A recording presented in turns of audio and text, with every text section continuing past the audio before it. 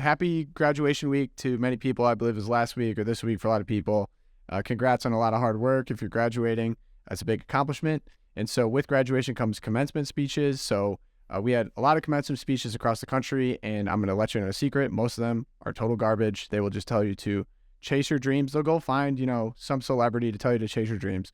You'll forget about it tomorrow. It's not going to leave a lasting impact. But one really did stick out, and it was from a kicker of all people. So Harrison Butker has been talked about a lot in this program. Who knows, maybe we'll interview him one day. But he gave a commencement speech at Georgia Tech University, his alma mater, and it really made the rounds of social media. We clipped it here for our social media at CatholicVote. And I think the reason why it did is it spoke to what Josh was saying. There was a moment in the speech where he himself even said, I'm going to offer some controversial advice here. Go get married and start a family, leave your legacy. The reason being is we have too many people that are going to come up here on the stage and tell you to go chase your dreams, overachieve, be successful, make a lot of money, fly private. He said, I know far too many people who do all of those things and who are completely miserable and hate their lives. The only way to leave that lasting impact and to have a life of satisfaction and purpose is to start a family, is to invest in your community.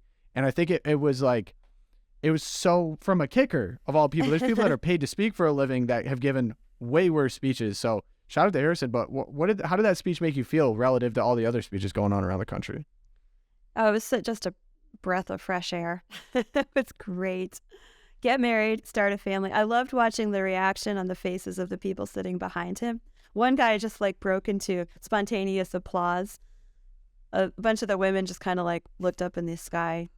I don't know if they were even listening to him. But you could hear the audience in front of him laugh, and some people start clapping, and got some cheers. It's a controversial thing to say. I mean, because how many young people get that message from their families, their parents, their school, that the most important thing is, get your career started, find your trajectory, and then, maybe later on when you're ready, quote unquote, get married, and then maybe later on, maybe have one or two kids. But he turned that on its head and said, this is the key to happiness.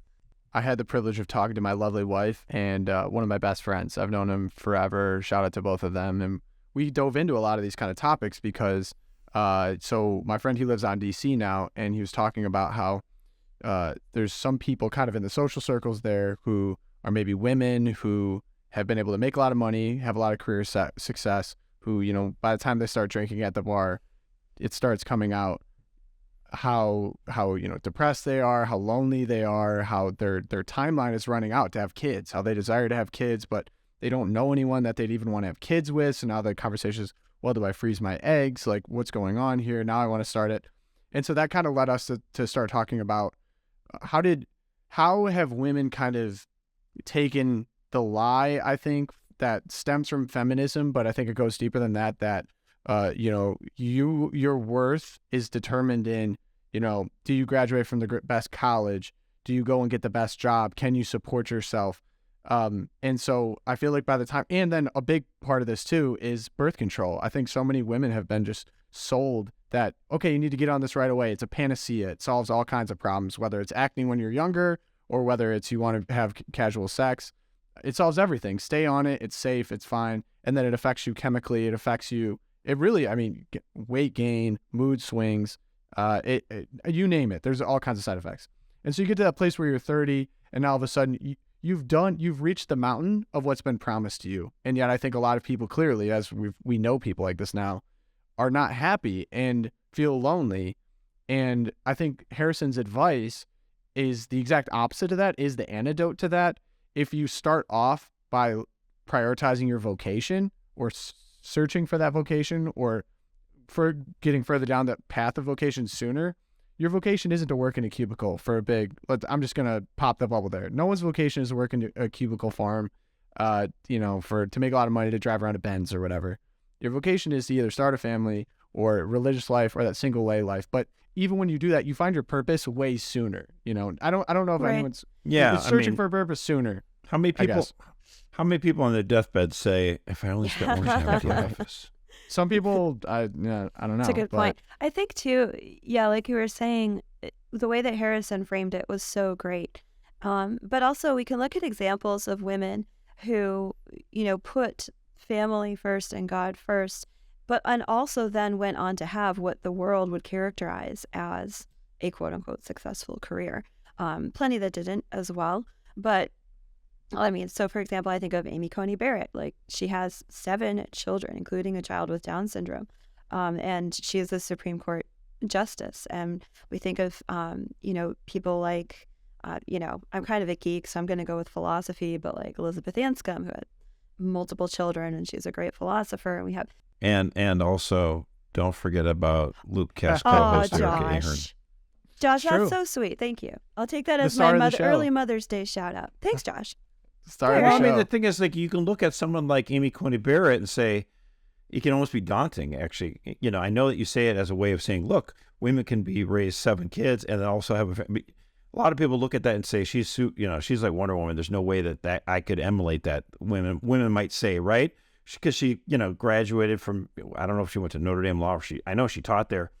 And it's like, gosh, that's almost too tall of a task. It's like, no, actually, you know what? The thing is, people can have, second careers or whatever. And it's just trying to like let women know, like, hey, there's nothing wrong. Of course, it's actually normal to want to have a family.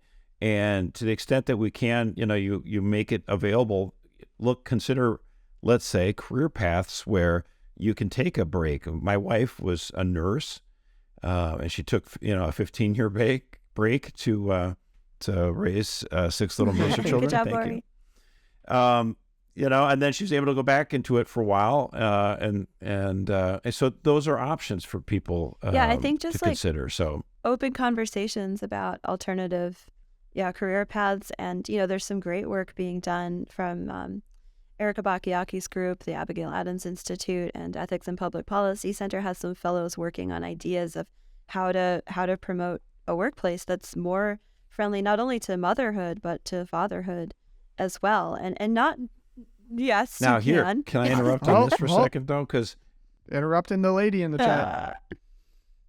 No, it's like the idea was that, like, some conservatives had this idea of like the 1950s, which is kind of a historical aberration. Kind of weird. Because we, in the immediate aftermath of the post-war world, like, European cities were like decimated or whatever, and like the industrial might of the United States, we were in a very competitive advantage situation with the whole world, really. Like, where would you have the United Nations? I'm not a big fan of the United Nations, but where would you have it? I mean, London was bombed. You're not going to have it there. Paris was just recently liberated. Like, you had to have it in New York City. Where else are you going to have it, right? Like, and so like the 1950s were this time period where we were able to produce goods and sell it to the whole world for a while there, right? And so we did fairly well. We had kind of a boom. So all these women could stay in the workforce at home. If you want to talk about like more of a historical pattern, the more normal thing was like you would have a butcher shop, let's say a butcher, and he would work and the house was up above you.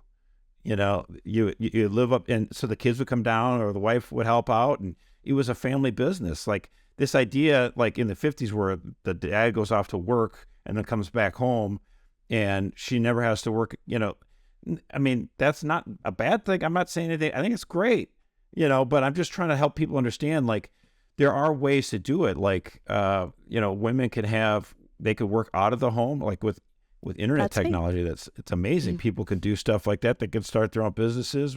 They can do writing, editing, like Erica. Yep. There are many options. So if you put first things, well, I just want to point out too, like the idea is you put first things first, and that is your family, your children, honoring your body, like the reality that females' body, we do have a biological clock. It is a lot harder to get pregnant and bear children after 35. And if girls, like, we just have to be real about that. That's not changing. So, honoring your body and, the fertility clock that God has designed us with, and prioritizing relationships with your husband and your children, then the rest of it is more able to fall into place and be more than just cog in the wheel. I go to the office and I have a career as like an office assistant at the medical building downtown. Like then, this whole idea that like, oh, women have careers now. I mean, so many women are just cogs, have jobs that are cog in the wheel jobs. These aren't like glorious careers that most of us are working at. But okay, that's probably but even if But I was gonna say, even if it is glorious, even if you got the greatest job, you've reached the height of academic achievement or of work achievement. Right.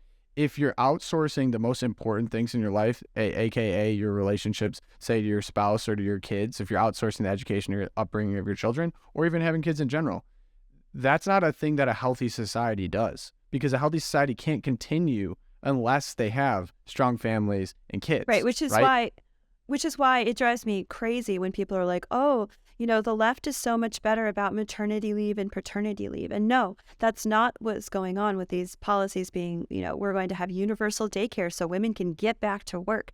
Those are policies that actually are breaking down the family further, because it's delegating your role as a parent back to the state and saying, okay, well, the state's going to pay for daycare. The state's going to pay for all their meals.